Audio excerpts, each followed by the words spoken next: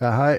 This autumn, I was taking a course at this KTH, the Swedish, Royal Institute of Technology, I think it stands in English. The ethical hacking course, it was 7.5 credits in the European system, which in the previous Swedish system was 5 högskolepoäng. So let's first ask ourselves. I'm just going to say that this will be a very short summary of the course. And the slides I've prepared are just a small amount of the actual course. So if you think this is an interesting subject, I recommend that you actually take the course. It's not free, but it's affordable. I took it through my company, and that costs a little more, but if you're a student, it's not so expensive. These words will be good to have when I'm going through the example in a few minutes. A malicious actor, that's the attacker or the adversary, or in popular science text, you might find words like cybervillain or hacker. And if there's a war game exercise, it's a cyber exercise, you might be divided into a red team and a blue team. The red team will attack the system and the blue team will defend the system. And then there is maybe a yellow team that is judged, that keeps track of the scores, and after the competition, we compare the scores and see who won. A malware, that's 2 words, malicious and software, and short malware. Phishing, that's an email with malware attached, and when you click on the malware, or on the evil link in the mail, you are infected. Spear phishing, that is a targeted phishing attempt, so that's a phishing mail but sent only to a few email addresses. So maybe the attackers are attacking a specific plant. Then they first use open source intelligence, or OSINT in short, to find the email addresses of people who work there. Maybe I can try to find some. So here are some links to some OSINT tools which you can use. I think there is a specific one to just from LinkedIn harvest emails and usernames. Yeah, so there are a lot of tools, and finding the email addresses to send mail to, that's the smallest problem if you use these tools. Let's go back to full screen.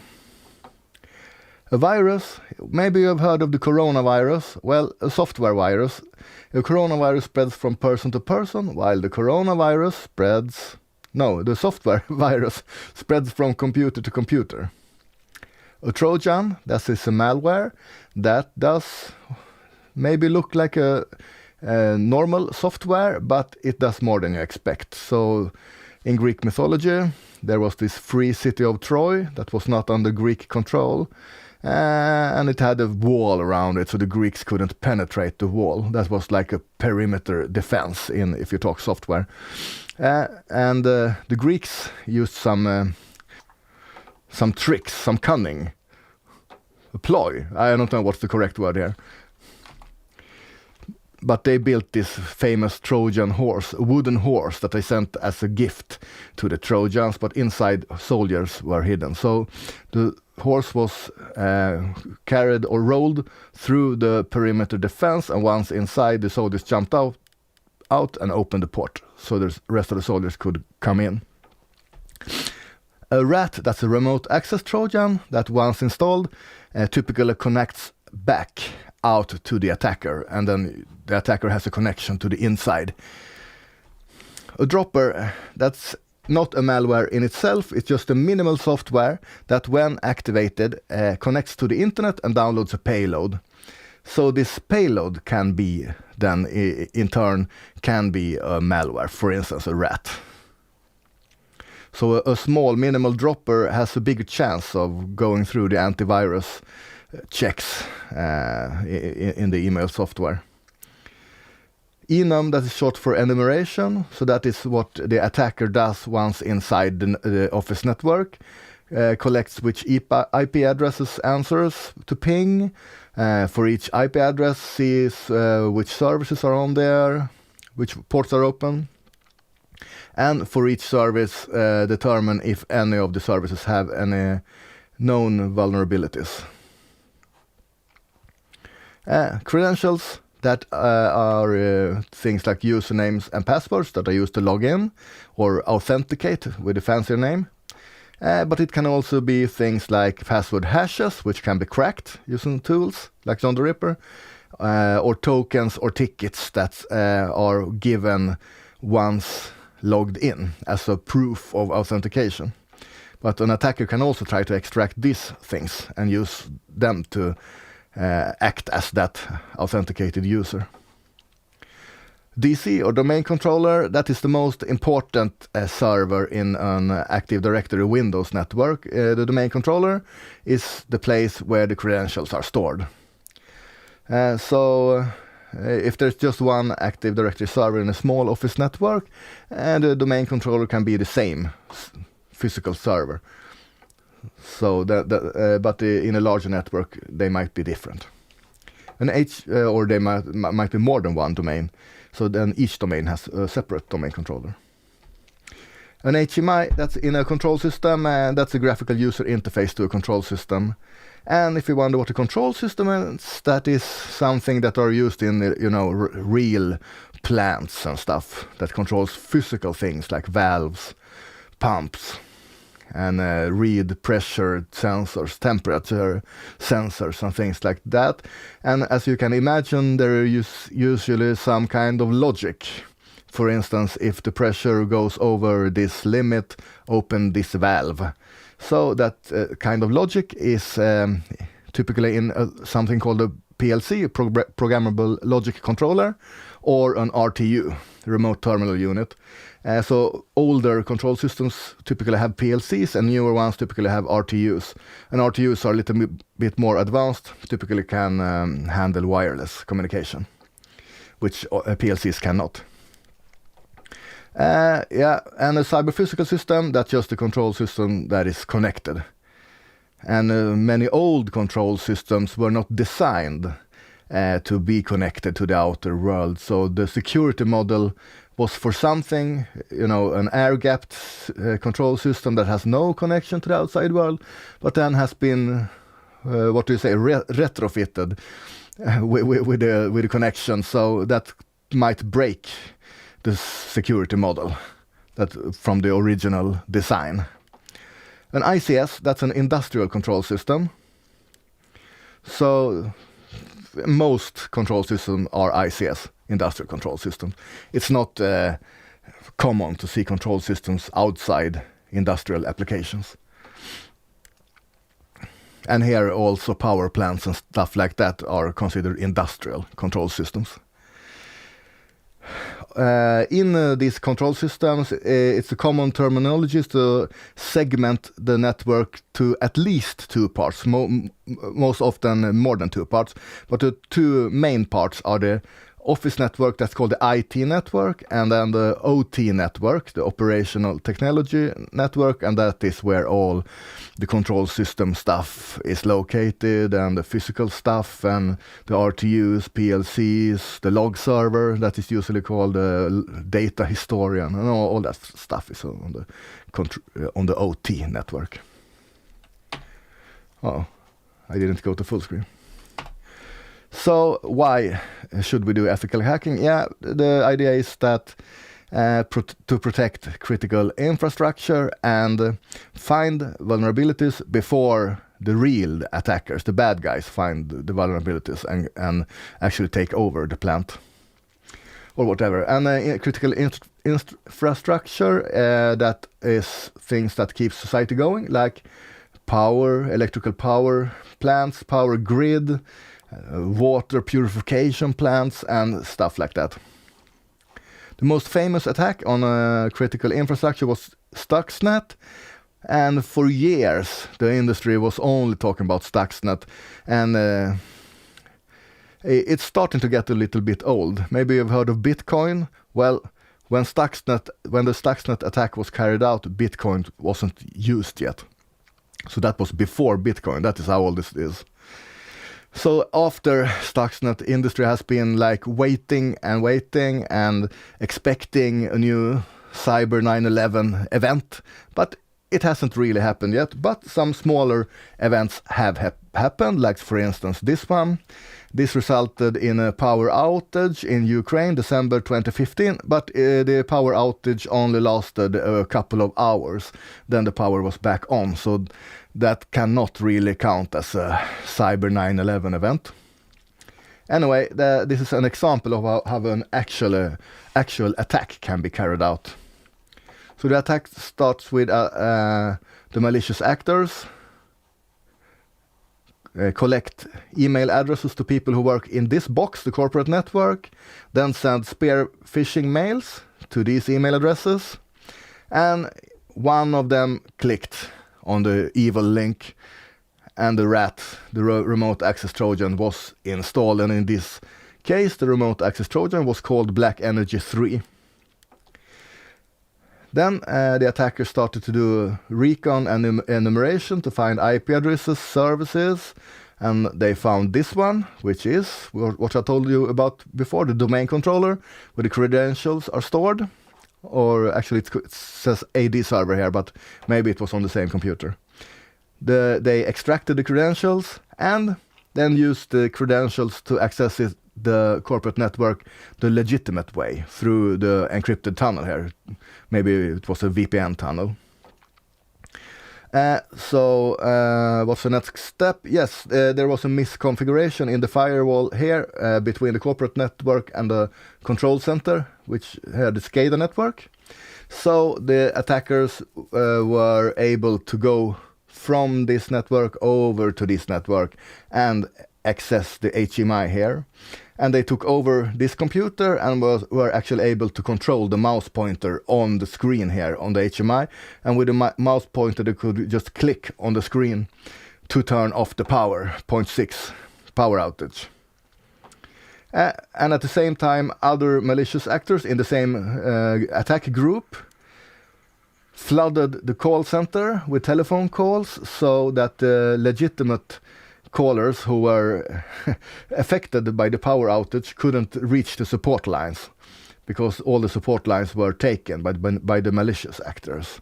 So that was a little bit fun, called TDOS, or telephony-based denial of service. Then they shut down the UPS, so they wouldn't have power to start do a forensics investigation.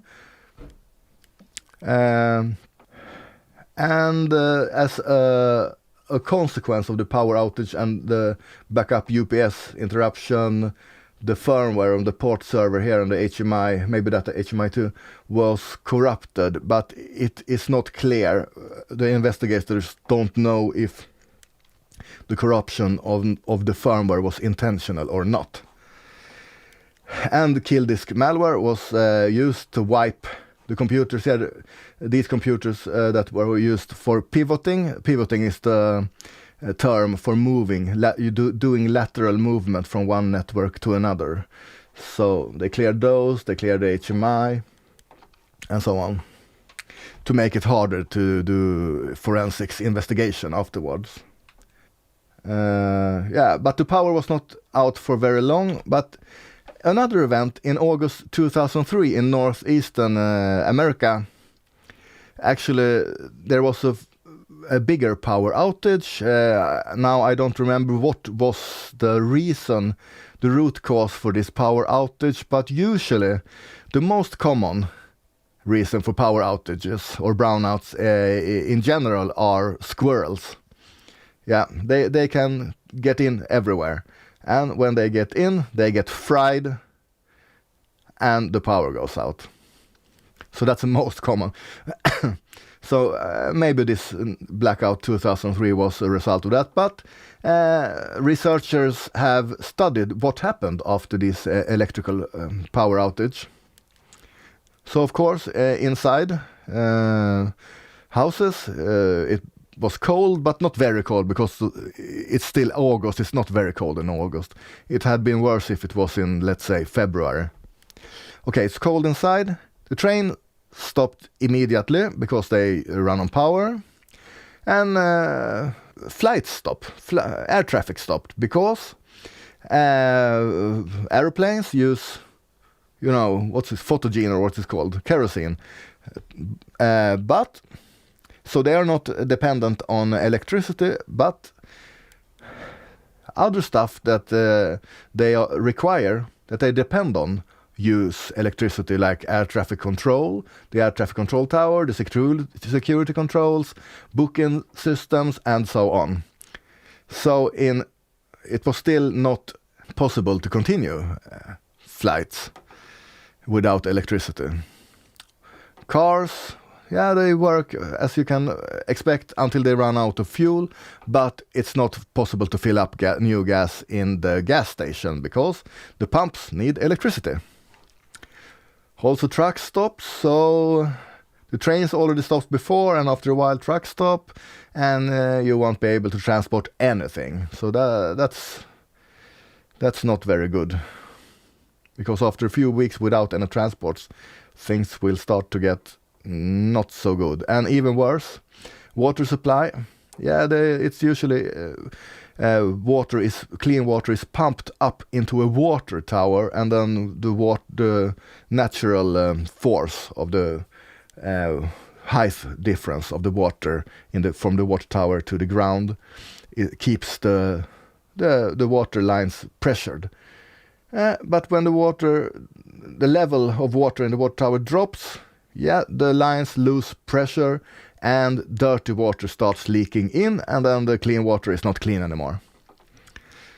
Bad news. But if you have your own pump that pumps up water from the ground, I don't know what's called in English. In Swedish it's called groundwater, from maybe 20, 30, 50 meters down, then you can still be able to get water if that pump doesn't require electricity. If you have a hand-driven pump, then you can get water. Hospitals work until the diesel reserves run out, which is usually 1 to 2 days. Then hospital stops working too. The internet stops immediately. Mobile phone network actually works for a few hours, but after a while the base transceiver stations backup power runs dry, and then the mobile phone network is also down. Electronic payments, of course, don't work, and cash works, but fewer and fewer stores actually accept cash nowadays, and people have less and less cash at home. So this will not work for long. And of course, things like medicines, food, they can neither be transported nor sold. So this will be a big problem very soon. Or already after a week or two, this will start to get really bad. And also the economic consequences, you can only imagine what they will be. And the groups that can do this kind of attacks, they are usually called APT groups. That stands for Advanced Persistent Threat. And an APT group, that is an actor with significant resources. For instance, an actor with the resources of a nation state behind them.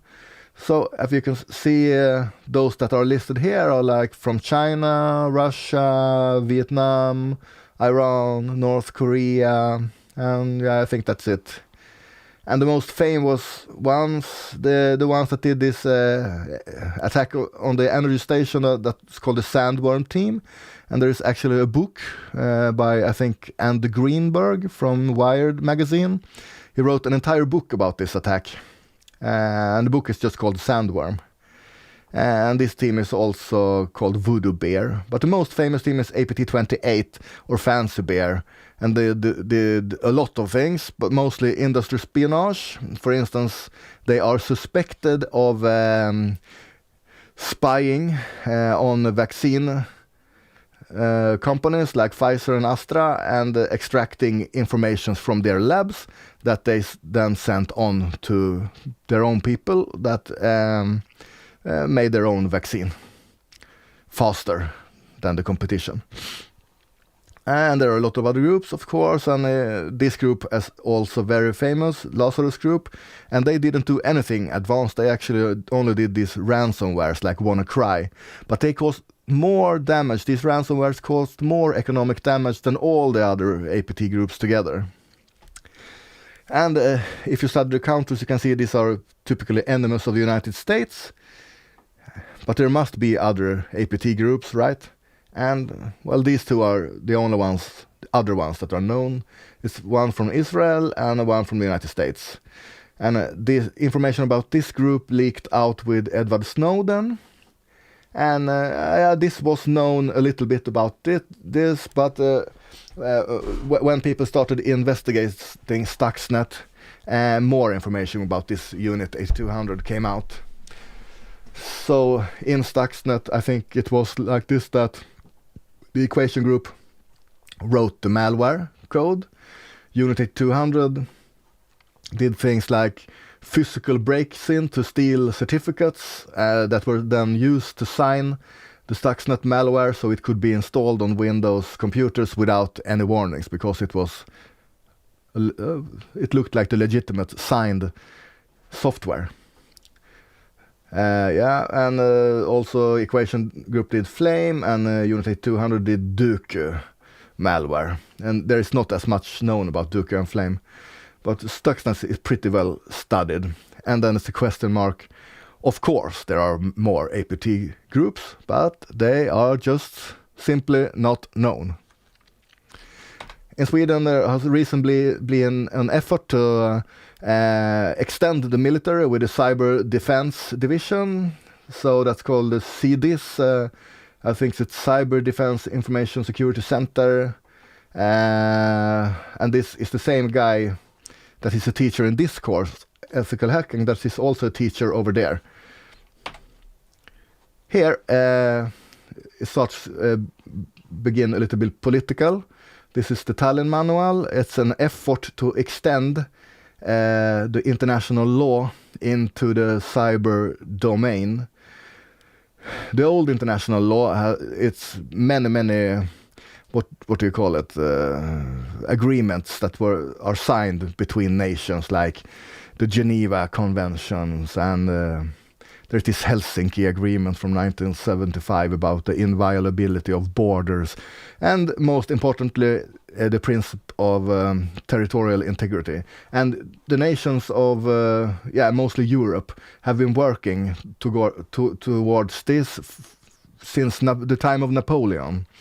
And now we have come to state that the territorial integrity is accepted.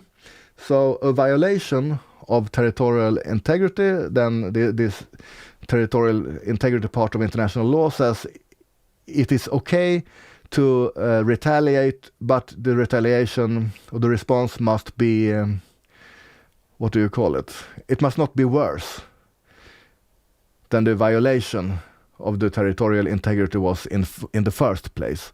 So the response must be proportional. I think that is the word they use. So if you extend this into the cyber domain, well, if you are attacked by a cyber attack as a nation, well, then the nation can respond, but the response must be proportional. That's about what it says. And then I wrote this third, this is just my own thoughts.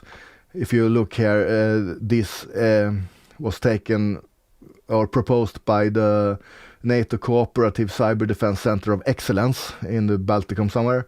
And if you go back and look at the APT teams, none of these countries where the APT groups are from were involved. So I think it's naive to think that these APT countries will sign an agreement that is based on this, but I think you have to involve them too. You have to involve China and so on before you can get an agreement that is widely accepted internationally. Yeah, and then there is this about attribution. So attribution is the process of determining who is making the violation against you. If there is a, let's say, 50 Mexican soldiers walks over the border into the United States, then attribution, that is the part of finding out where are these soldiers from. Well, they are from Mexico, and that's the attribution. But in the case of a cyber attack, it's harder, because the attacker might try to hide their electronic footprints, or even make it look like it was someone else who did the attack. Maybe Israel did the attack, but they want to make it look like it was Iran that did the attack. So in the cyber attack scenario, attribution is much harder. But as he said, the teacher, it's not impossible. If the people who does the forensics investigation after the attack also has the resources of a nation state, then it might be possible to do attribution. And after the attribution is done, well, then the response should be, like I said, proportional. It must not be extremes. It cannot be 10 times worse than the violation was in the first place. Okay, so now what can the ethical hacker do? Yeah, as I said, the ethical hacker or the penetration tester can try to find vulnerabilities in the systems before the real attacker finds them. So the people who owns the factory have a chance, or the plant have a chance to fix the vulnerabilities before the attacker comes. So it was a number of things that we were taught in the course, and it was like I explained, finding IP addresses, services, vulnerabilities in services, exploit those services, and extract information like password files and other informations. That were the information that gave points in the course were called flags, like in the usual capture the flag competitions. And we also needed to move from system to system and subnet to subnet to reach all the flags. And this was not part in the course I took, but there is another similar course with the same name, but with another course number where this is also a part of the course. And know what is allowed by the law, so you don't break the law when you do your penetration testing. So we learned by connecting to the KTH cyber range, which was located in the Google Cloud, and there they put up a number of virtual machines in Google Cloud in a segmented network, and they planted some known vulnerabilities on these machines, and then it was up to us, the students, to find those vulnerabilities and extract the flags. So typically, like I said, find vulnerable services, exploit them, maybe become a normal user, maybe try to do privilege escalation, become the administrative user, and then you have it is possible to reach the next network or the next computer, and then repeat the same process again. And then there was a lot of readings and some educational videos in the course. Yeah, and then there was this quiz on the law.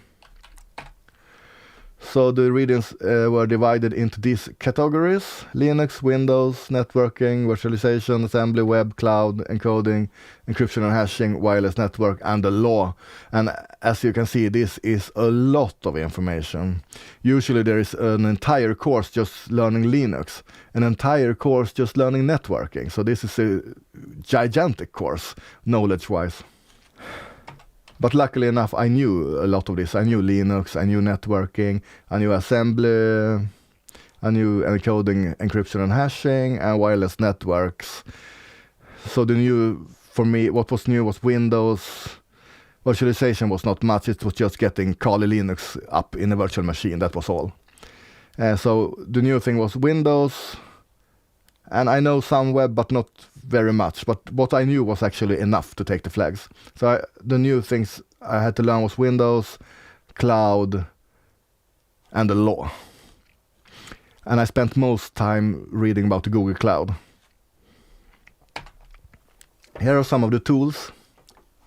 I used all these tools except the Burp Suite.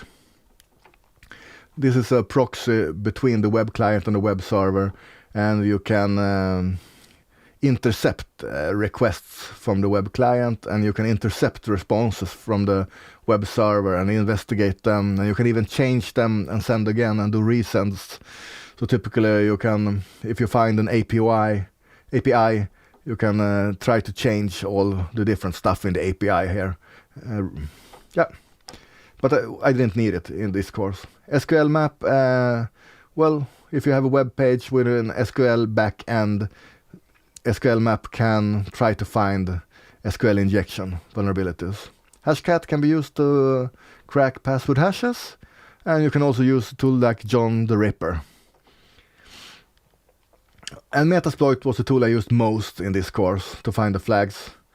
So it has a lot of plugins, and most of the flags in this course had a Metasploit module that worked. And I don't have access to the cyber range anymore, but I'm going to do a demo after the slides, and in the demo I'm going to connect with Metasploit to the metasploitable virtual machine, just to demonstrate how it works. Nmap can be used to find IP addresses, services, open ports and stuff like that. Wireshark, of course, I think everybody used it to inspect network traffics and packets. Mimikatz can be used to extract credentials from Windows networks. Nessus, well, Nessus basically does the same as Nmap, but it presents it in a nice way, and it also knows about vulnerabilities in different services. And it also has tests for if the vulnerabilities are there or not. And then you get a report, and if you click on the vulnerability in the report, you see the name of the Metasploit module. And also similar tools like Metasploit, it also prints the name of the module in those other applications. Hydra uses a word list of users and a word list of passwords, and then tries to log in with all usernames and passwords and it supports protocols like FTP, Telnet, SSH, and web login. This, what's it called? Basic authentication, I think it's called. I think it supports more protocols too. And this is of course used for wireless to crack WPA2, and there are like a million tutorials online for how to do this with aircrack NG. So that was actually pretty easy. And cyber law was a quiz, and the law text was not very simple to understand. So I think it was hard answering the quiz the first time, but luckily enough, after you can take the quiz as many times you want, and after you take it the first time, after each question you get a long text explaining exactly what laws are applicable, and it even says which question is the correct answer and why, and refers to the relevant sections of the law. So after taking the quiz first time and examining the text which was written by a law firm, you can be able to answer the questions correctly the second time, even if the original law text is very confusing. So after the introductory lecture, you get VPN credentials and connect to the cyber range and start looking for flags. So here's, for instance, one part of the Swedish criminal code, or brottsbalken in Swedish, chapter 4, paragraph 9c. So it says, a person who unlawfully obtains access to information intended for automatic processing, whatever that means, or unlawfully alters, erases, blocks, or in a register inserts such information, typically a database, is guilty of breach of data security and is sentenced to a fine of imprisonment for at most 2 years. And then it continues and says if it's a gross breach of data security, the max sentence, I think it was 6 years. But this is not very clear, I think, this text. So from this text you are supposed to be able to answer questions like this. As part of your legitimate work, you accidentally directed a denial of service attack on the KTH web servers. You realize your mistake after a few seconds, but then realize it will be fun to see what happens if the attack continues. So which one of the following are true? Looking at this text says almost nothing about how to answer this question. So, but the feedback here you get after taking the quiz for the first time, here it is explained how the law text is interpreted by lawyers. So I think it's almost necessary to take the quiz one time and then read this feedback text, and then you can understand how to answer the questions correctly the second time you take the quiz. In this case, it was legal for the first second when you didn't realize that you had caused a denial of service attack, but it became illegal when you decided to let it continue. Yeah, and why? Yeah, it was because when you decided to let it continue, you had intent. But in the first few seconds, you had no bad intent. So that's the difference. Yeah, and that's a similar one, and here are some other laws. But because the law text is a little bit confusing, it's not easy to know if you are acting within the frames of the law. So it's a kind of a balance act. But the most important thing to keep in mind seems to be to have good intent. Yeah. And I can say a little bit about this word, ethical. So it's actually two parts necessary to be able to act within the law. The first is called morals, and morals in this context means to know what the law says, and the ethics here, it means following what you think the law says. So if you don't know what the law says, then you don't know what to follow. So you can still follow what you believe, but if what you believe is wrong, well, then you have bad morals but good ethics. But to be able to act within the law, you must both know the law and act within the law. So you must have both good morals and good ethics. So that's the philosophical difference between those two words. And lastly, pivoting. Let's say I'm at this iMac. I can access this Linux box, but I cannot access this Windows box over here. So what do? Well, I do what I can to this Linux box. And if I can take over it, then maybe from this Linux box I can access this Windows box. So as you can see here, maybe this is the IT network, and over here, maybe here is the OT network in a different subnet, and the Windows is maybe even the HMI. So if I can take over this too, then maybe I can control the mouse and actually click in the HMI of the control system. So that was all the slides, and now over to the demo.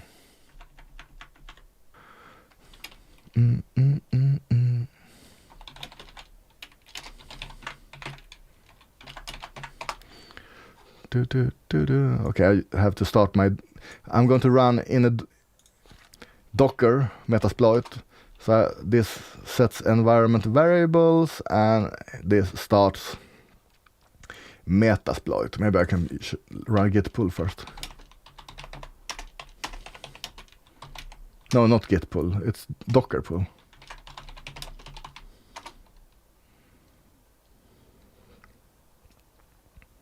It's already the latest. Start it.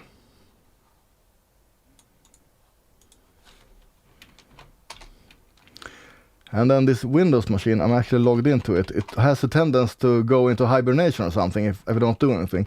So I'm logged in through SSH here to the Windows machine just so it doesn't die. I brought up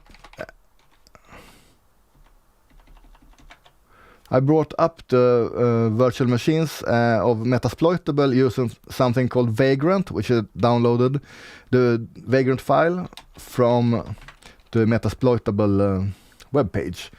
So it runs an Ubuntu 14.04 box with some known vulnerabilities, which they have this Rapid7 have planted into this Ubuntu, and a Windows 2008 box with also some vulnerabilities. And there is an environment variable. If MS3 difficulty is set to easy, then the firewall is disabled.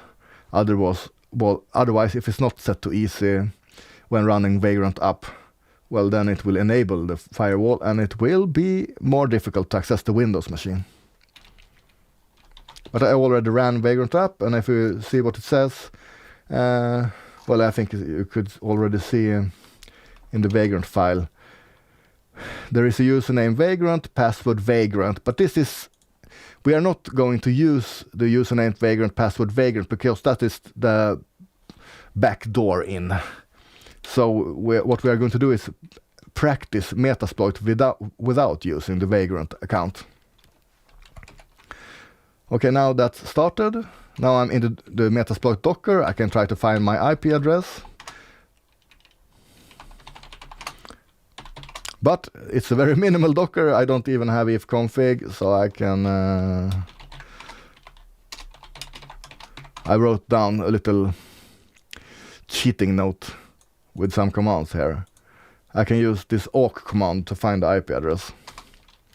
So these addresses are seen by the Docker, and if I look at IP addresses, I see this is the network of the metasploitable virtual machines, 172 blah blah blah /24, and this is the Docker, 192.168.99.1/24, and if we see here, only one address is this one, is in that subnet, so this is the IP address of the Metasploit Docker machine. So I start MSF console, that's the Metasploit framework console.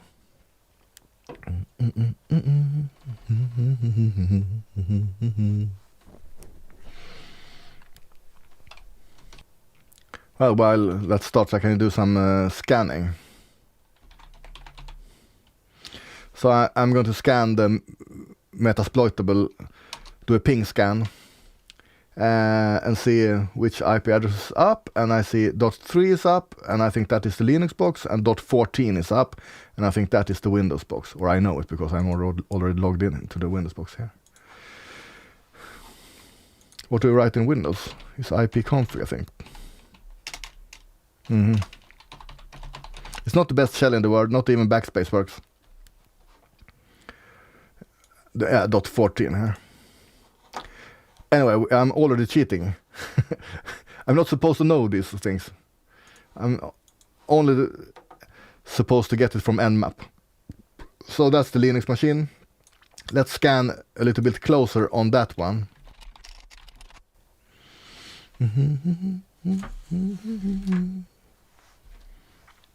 Okay. Nmap-F only scans the 100 most popular ports. If you don't write that F, it's gonna scan the 1000 most popular ports. And you can also specify port range to scan. For instance, maybe I want to scan between port 8000 and 9000, and then I can do that. And maybe I will find more ports open. But let's start with... I can start with FTP first.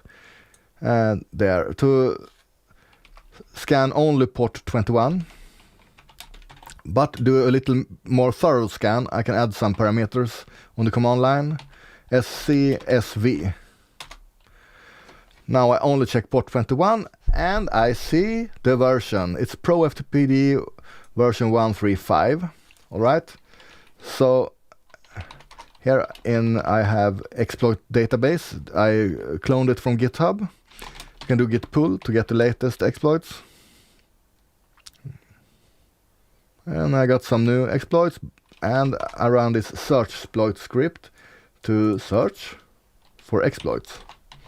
I want to search for ProFTPD exploits. And you can see 135, and I'm going to use Metasploit. This one seems to work in Metasploit. It's ProFTPD 135, something with mod copy. And here I can also see the source code, but I don't need to know that. I only need to search for this exploit in Metasploit.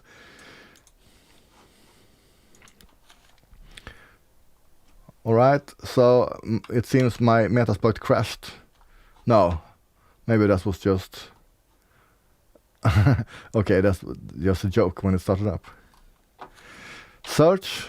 Well, first you set G...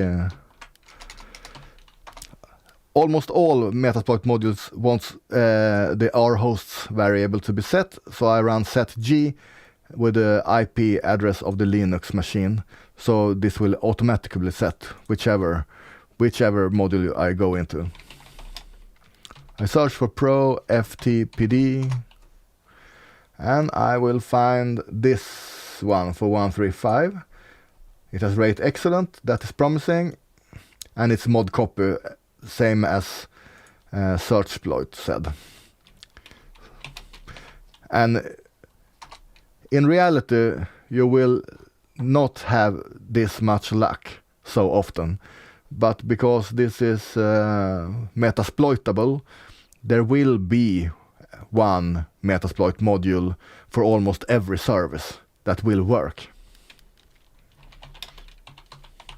Show options shows the options, and as you can see, this was automatically set to the correct one. This is correct. It uses both the FTP port and the HTTP port, but it needs a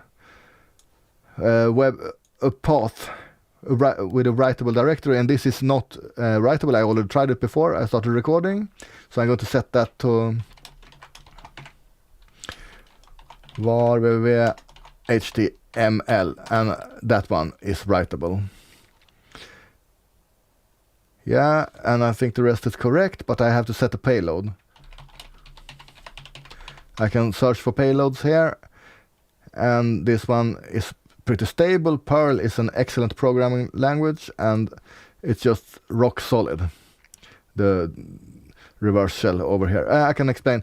If you run bind payload, it will bind a port on the exploited machine, and then I will have to connect from my Metasploit machine to the exploited machine. But if there's a firewall in between, that traffic might be stopped. So it's easier to go through, more easy to go through the firewall if I do a reverse connection, so that the attacked target machine connects back to my Metasploit. And those payloads are called reversed and something.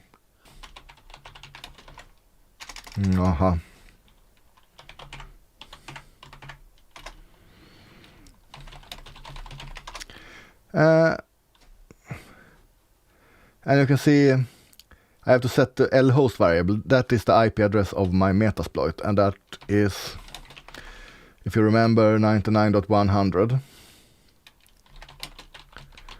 And I have to specify a port number on my Metasploit machine that is available, and right now I haven't done anything, so all ports are available. So I'm just gonna go with the default. Run the exploit, see if it worked, and it worked. I got the shell. But now this is not the best shell in the world. For instance, if I write cd, I'm in var html cd ... I'm still in var ml because the shell restarts for each command. So I want to do something better. Here, upgrading simple shells to fully interactive T2Is. So there are a number of different ways to do this. When you have this rudimentary shell, kind of not working shell. So this is the simplest. If Python is installed, I can use the pty module to spawn a bash process. This is on the Linux machine. And Python was installed, and I got a little bit better shell. Can look at the processes and see I'm hanging on this. This is my reverse Perl exploit. And this was launched by this PHP thing. Changing directory. And now I can change directories after I upgraded the shell. In the password file I can see usernames. I already know that Vagrant, this is the backup account, and we're not going to use that one. But I have here normal users. I think it's these ones. So it's their organa and so on. And I want to see, but I don't see their password hashes because those are in shadow and I don't have permission. I am just running as www data. But I can check the group file. So here I see something interesting. The users in the sudo group can of course use sudo to be root, especially if sudo is configured to run without password. Then you don't even have to specify the password. And here that seems a little bit strange, but there are a number of users in the Docker group, so now I'm going to investigate why. Let's see if there is some process running with one of these users that we can exploit. Okay, there was one user, I think they cut the username. It's opt unreal irk. It's the IRC daemon unreal version 3.2 that runs as user Boba Fett. So if we can exploit this, we will become user Boba Fett and be in the Docker group. So let's try to do that. I can background this shell. Or I can even exit it because I know everything I want to know now.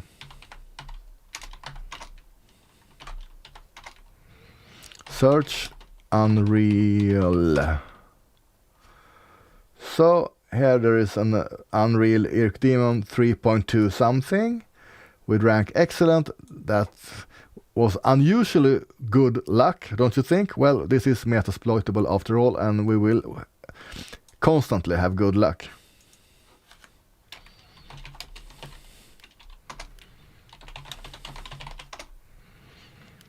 So that was correctly set, but that port is not open, I think. So let's see if we can find another IRC port. I want to scan port range from this port to, maybe this port. And see which ports are open. So it seems to take a while. And this port range was pretty small. Then imagine scanning a larger port range. Okay, I found one. 6697. Maybe I can do a little bit of investigation there.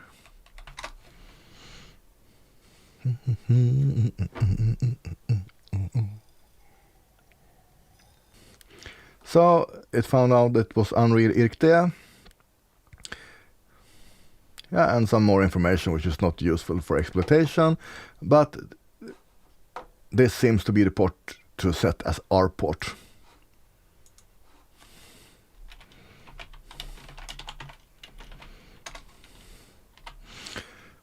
And a payload. Let's go with a reverse Perl again. Set payload. L port. Okay, L port 4444 cannot be used because, or actually I closed that session, but I'm just to be sure I'm going to use another port. And L host. There. I wonder if I can set this global, so it will be automatically set. Now I think everything that needs to be set is set. All right, and I got a shell as Boba Fett. Let's upgrade that shell using the same technique as before, the Python. You can also use, for instance, how the other things listed here, netcat or socat, even better. But this is enough for my purposes. Because this is not a perfect shell. For instance, I write ls and then up arrow don't work. But I can change directory, that's most important.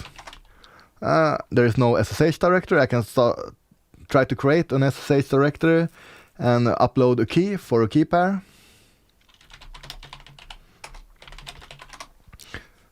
It was created with the correct permission. RWX SSH refuses to use the key if you have RWX on this directory.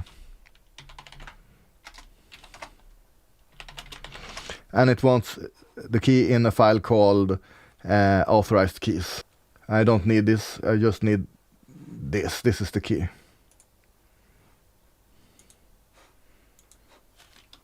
So echo, oh, I can't go back. I'm going to start from the beginning.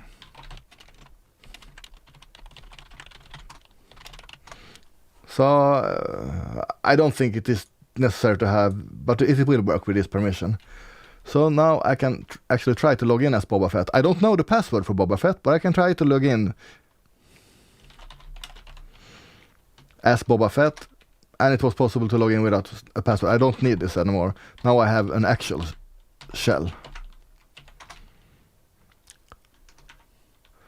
So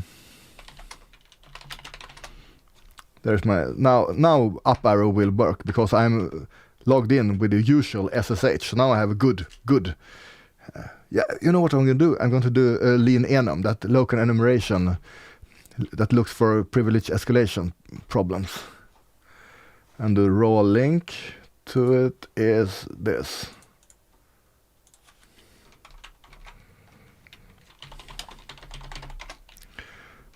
Okay, I have connection to the outside world, so I can just wget is installed. I'm in luck.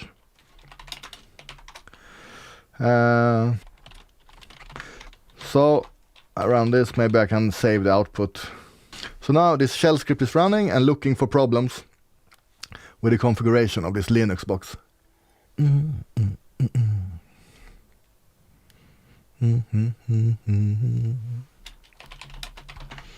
It has some escape characters, but maybe less minus arrow. Yeah, that worked. So it has prints some information. It's 1404, we already knew that. Host name, we already knew that. We already knew that. Maybe some of these SUID files also can be exploited.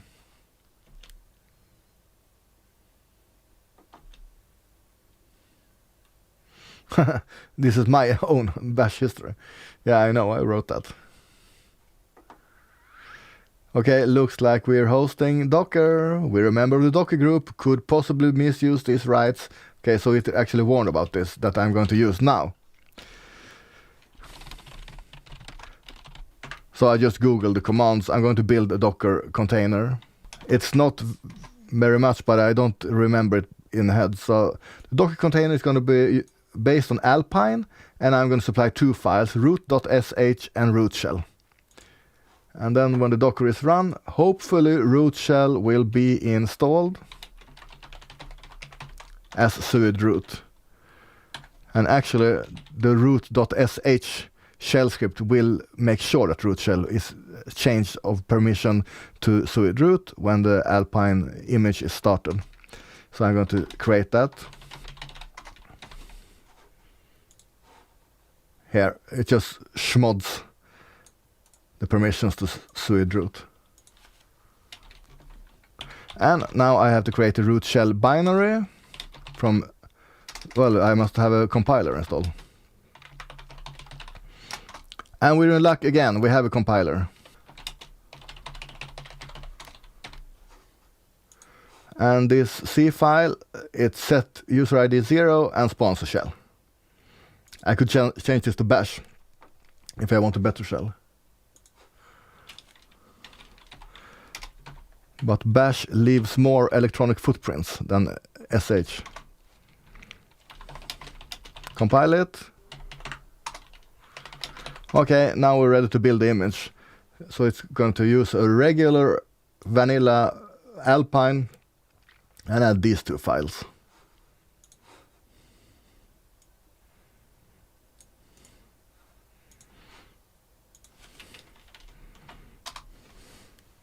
Now it's downloading Alpine from the internet.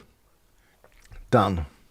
Now I'm going to launch it and say to mount /tmp/persist on and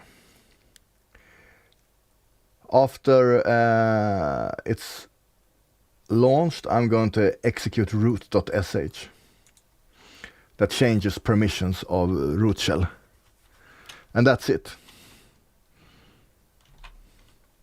Yeah, okay, it only runs this root.sh, and then the root shell will be left in /tmp/persist. So now the Docker has run and it has finished. But here we have a suid root binary. Done. We are now root without having used the Vagrant username credentials. All right. Here are the password hashes. And also this is Vagrant. We already know that. That was the backdoor account. So we could copy this.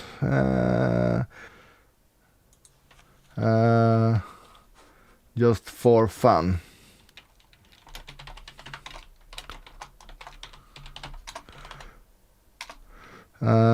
VI Linux. There. All right, so the Windows machine had 12. No, it had 14 at the end. 14. Yeah, it's up. I'm going to do a fast scan to check the 100 most common ports. It also has an FTP. It has a MySQL. Let's try that first.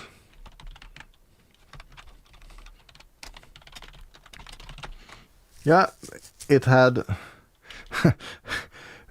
the admin root user didn't have a password set, so you can log in without a password.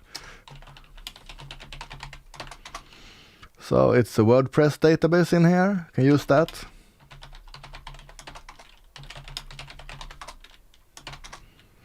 And the credentials are stored in the WP users table.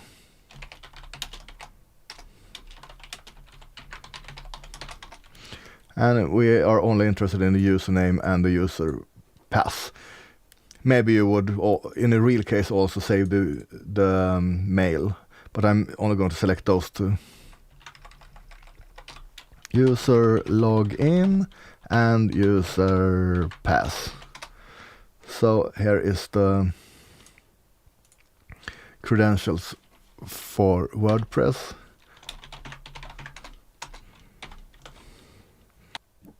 That's the PH pass algorithm.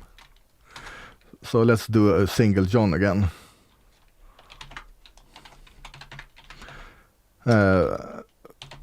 Save it in john.pot, the results, a single mode.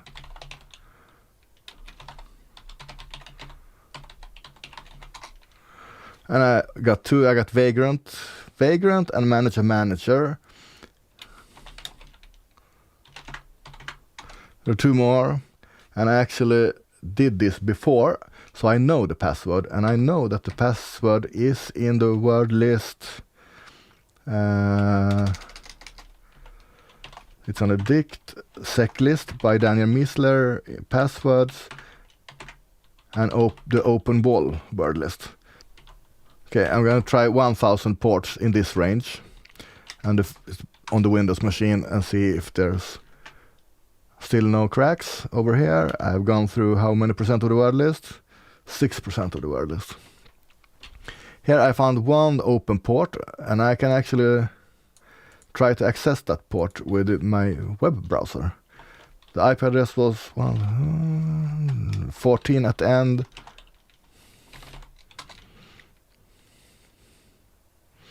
And here I can see it's in a Jenkins installation directly here in the slash path. It's no subpath, okay? So I can try to, while that is working, I can close that one. Go back to this, search Jenkins. So there are numbers here, and I tried a few without luck. For instance, this one. And then I searched online for Metasploitable 3 and I found out, oh, it's this module that works, okay? And it's not ranked excellent, it's just ranked good, but this one works. Okay.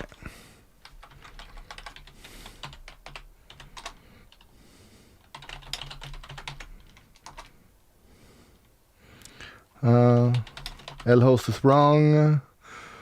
Our port is wrong. 484. Target URI is wrong. It was just slash directly. The other ones are not necessary. No, no, no. Not necessary. Da, da, da. Target is Windows. Yeah, maybe that's all it takes. Let's try it. I don't know if I forgot something. So this is more normal. Usually this is how it works. Yeah, our host is wrong. It should be 14. I can actually set that globally. 14. All right. Now something happens. It uploads a payload. When this payload is uploaded, it will try to reverse to port 4444. I hope that one is closed by now, because I closed the session that was associated with port 4444. Yeah, it worked. Now I have a meterpreter shell. So I can do some things with the meterpreter shell. For instance, get system to attempt to elevate privileges. But it didn't work. So then 100% sure hash dump will not work either. Yeah, so we need to find some other way to elevate privileges. Yeah, this will take forever. So I'm just going to use the Vagrant backup account now. Okay, here's the WordPress. Now to crack that. So we have the user admin has the password sploit. So if I wanted, I could log into the WordPress installation with admin rights and this password. All right. But I am going to upload Mimikatz to the Vagrant backup, just to show how it looks. And it's a 64-bit Windows. So in real life, I shouldn't use the Vagrant backup account. I should try to elevate my privileges. But I think this video is long enough now.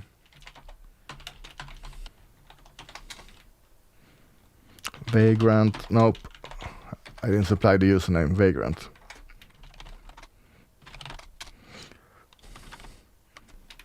And log in with SSH. Run Mimikatz. Okay, and then there is privilege : debug to raise privilege. And now it worked. I've actually tried this with the Jenkins account, which I exploited first. And then privilege debug did not work, but with the Vagrant account it works. So I'm going to just search from some Mimikatz tutorial. So LSA dump SAM dumps password hashes, and it didn't work. So I can try something to elevate my privileges. Maybe that token elevate. And then try to dump again. Now it worked. So now we have the Windows password hashes for the same users as on the Linux box. And with a little luck, with a little luck, they have the same password on the Linux box and the Windows box. Okay, there you have it. So let's run John again.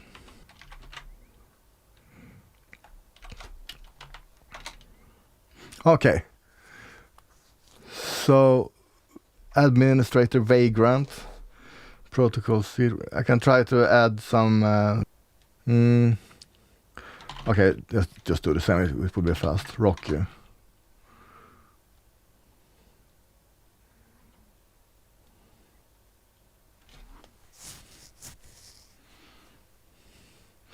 It found the same ones. Let's try the best 64 rules.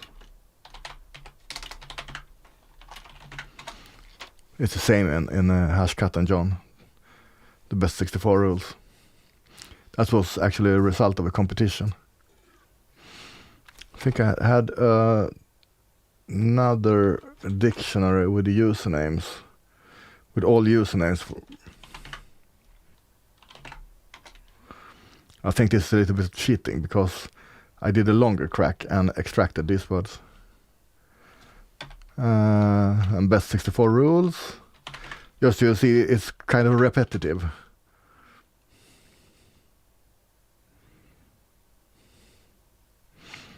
Got one rule to rule them all.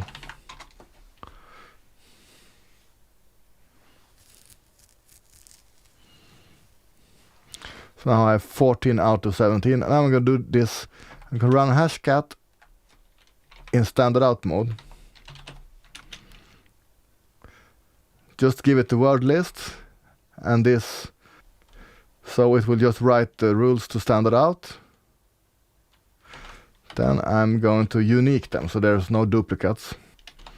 It's in the John the Ripper directory, and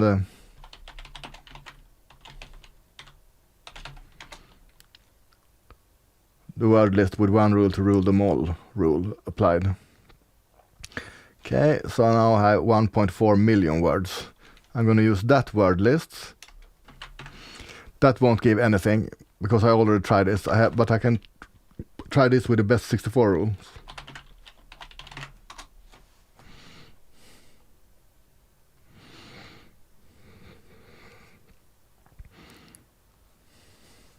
And I got a few more, and I have 16 out of 17.